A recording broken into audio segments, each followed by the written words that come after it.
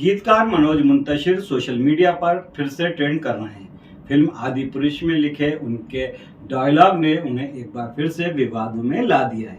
विवादों से उनका नाता नया नहीं है। उनके द्वारा सोशल मीडिया पर किए गए पोस्ट कई बार विवादों को जन्म दे चुके हैं। इसी माह मध्य प्रदेश की राजधानी भोपाल में एक कार्यक्रम के दौरान भोपाल का नाम भोजपाल किए जाने की मांग और भोपाल के नवाब रहे हमीदुल्ला खां को आतंकी बोलने पर उन्हें भोपाल स्ट्रीट फोरम ने नोटिस तो थमाया ही है। नमस्कार, आप देख रहे हैं नारदमुनि लाइव और मैं हूं आपके साथ जुबैर कुरैशी। दोस्तों, इस एपिसोड में आज हम आपको बताएंगे मनोज मुंतशिर के दोहरे चरित्र के बारे में और दोहरेपन के बारे में, इसके अलावा उनके जमीन से आसमान तक पहुंचने के सफर के बारे में। लेकिन उससे पहले आपको मनोज मुंतशिर के वो दो वीडियो और वो बयान दिखा देते हैं और वो सुनवा देते हैं, जिसकी वजह से उन्हें लीगल नोटिस तो मिला ही, साथ ही वे भोपाल जो सोशल मीडिया है उस पर जमकर भी ट्रोल हो रहा है, उनकी जमकर वो मुखालफत हो रही है, उनके जमकर खरी खोटी भी सुनाई जा रही है। एक वीडियो में वे भोपाल के कार्यक्रम में जहां भोपाल का नाम बदलकर भोजपाल करने की बात कर रहे हैं, तो दूसरे वीडियो में वे इलाहाबाद का नाम बदले जाने पर अफसोस जाहिर कर रहे हैं। मनोज मुंतशिर के दोहरे चरित्र को लेकर ही सोशल मीडिया पर उन्हें जमकर ट्रोल किया जा रहा है।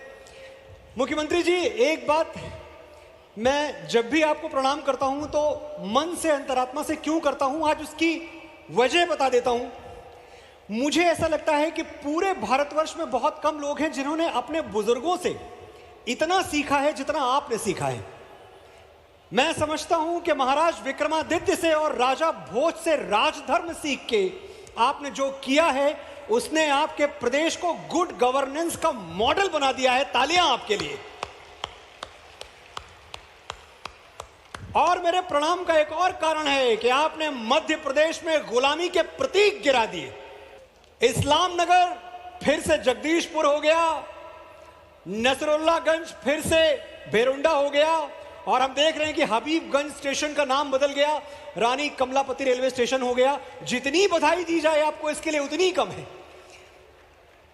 लेकिन माननीय, मैं एक बात कहूंगा कि आज मैं जिस भूमि पर खड़ा हूं ये राजा भोज का पावन नगर है। इसकी पीड़ा यह है कि आज भी इसे भोपाल कहा जाता है। वही नाम जो दोस्त मोहम्मद और हमीदुल्ला की याद दिलाता है। माननीय, मैं ये कहना चाहता हूं, यहां मेरा उद्गार है कि ये दोस्त मोहम्मद जैसे लुटेरे और हमीदुल्ला जैसे आतंकी का नगर नहीं है, ये राजा भोज का नगर है। वो राजा भोज जो प्रजापालक थे, वो राजा भोज जो परम शिव भक्त थे। आज मध्य प्रदेश पर शिव का राज है। भोपाल का नाम बदलकर भोजपाल अब नहीं होगा तो कब होगा? जब इलाहाबाद का नाम बदल के प्रयागराज हो जाता है, एक कवि की नजर उसे किस तरह से देखती है? नहीं, इलाहाबाद का नाम बदल के प्रयागराज हो जाता है तो मुझे तकलीफ होती है, और इसलिए तकलीफ होती है क्योंकि मेरी तमाम यादें इलाहाबाद की हैं। तो मुझे ऐसे ही लगता है जैसे मेरी माँ का नाम किसी ने बदल दिया। मैं तो जब पैदा हुआ था मैं उनको प्रेमा शुक्ला के नाम से जानता था। अब अचानक कल कोई आए और बोले अब इनका नाम सविता है, तो मैं सविता से कनेक्ट कैसे करूंगा? मेरी माँ का नाम प्रेमा शुक्ला है, मैं वही नाम जानता हूं। तो मुझे नहीं पता क्या इसके पीछे वजह हैं। आप बदले नाम, लेकिन जब तक इलाहाबाद वालों में इलाहाबादी पना बाकी है तब तक सब ठीक है।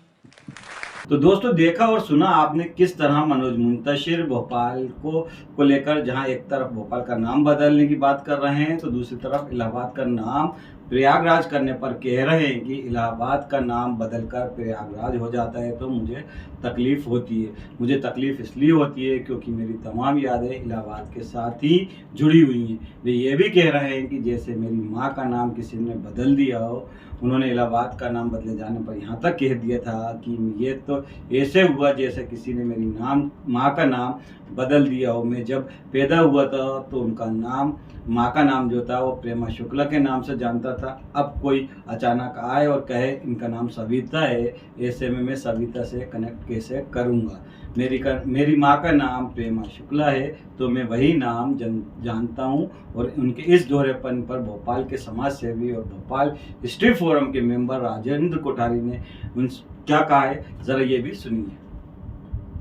मनोज मुंतशिर को गौरव दिवस पर बुलाने का सरकार का निर्णय कोई मैं सवाल पूछता हूं कि उनमें क्या खासियत थी जो मनोज मुंतशिर को गौरव दिवस पे भाषण देने बुलाया। जी। मैं भोपाल आया हूं प्रवासी के तौर पर जी। और मैं बात करने लगा कि भोपाल नवाब ऐसे थे, BHL ऐसा था, शंकर दयाल ऐसे थे।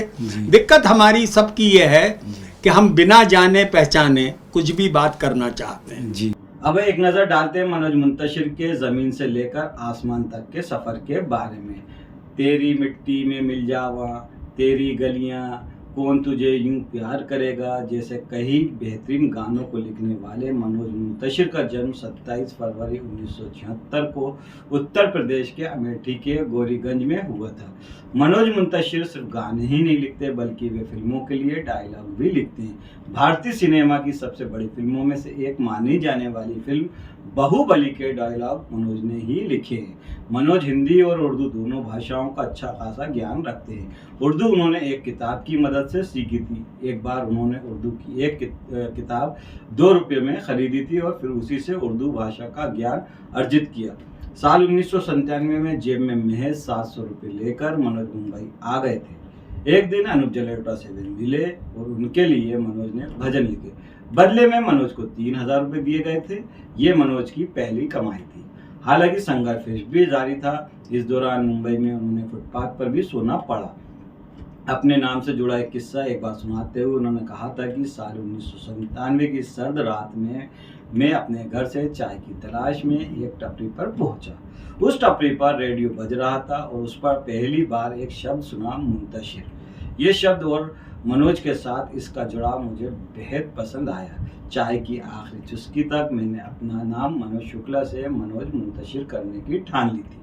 लेकिन समस्या ये थी कि पिताजी को इस बात के लिए कैसे मनाऊं। रात भर सोचने के बाद मैंने एक तरकीब निकाली और घर के नेम प्लेट पर मनोज मुंतशिर लिखवा लिया। नेम प्लेट देखकर पिता गुस्सा हो गए। उन्हें लगा कि मैंने अपना धर्म परिवर्तन कर लिया है और पूरे घर में मातम छा गया। गाने लिखने के शौक के कारण मनोज की शादीशुदा जिंदगी में भी कई तकलीफें आई, कई परेशानी आई। यहाँ बताया जाता है कि 2 महीने की कोर्टशिप के बाद उनकी शादी टूट गई थी। एक बार लड़की के भाई ने उनके कैरियर को लेकर सवाल किया था। जवाब में मनोज ने कहा कि भाई मैं तो गीत लिखूंगा। इस पर लड़की के भाई ने कहा कि वो तो ठीक है लेकिन करियर में क्या करोगे। मनोज का जवाब वही था। बाद में उनकी शादी टूट गई थी।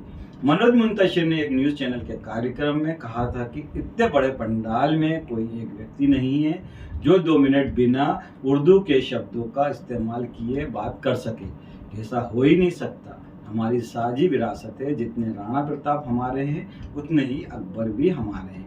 उन्होंने ये भी कहा था कि जब आप एक जुबान को निकाल कर फेंकने की कोशिश करेंगे तो बहुत बड़ी गड़बड़ी हो जाएगी। आप भी सुनिए उनके इस बयान को। मैं समझता हूं इस देश में इस इतने बड़े पंडाल में एक इंसान खड़ा होकर मुझे बोल दे कि मैं 2 मिनट बात करूंगा बगैर उर्दू के, तो मैं उसके आगे झुक जाऊंगा। हो ही नहीं सकता। हमारी साझी विरासत है। जितना राणा प्रताप हमारे हैं उतने ही अकबर हमारे हैं। तो जब आप इस पे जाएंगे कि आप एक जबान को पूरी तरह से निकाल के फेंकने की कोशिश करेंगे हमारी तरबियत से, हमारे संस्कार से, तो बहुत बड़ी गड़बड़ हो जाएगी।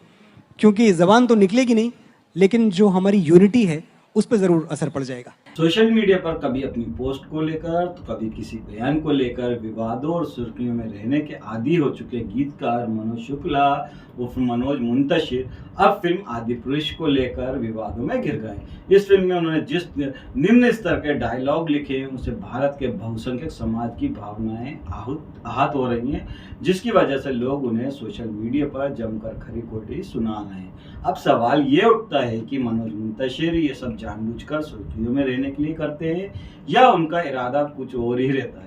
इस बारे में आप अपनी राय कमेंट करके ज़रूर बताएं और चैनल को सब्सक्राइब करना ना भूलें। नमस्कार, जय हिंद।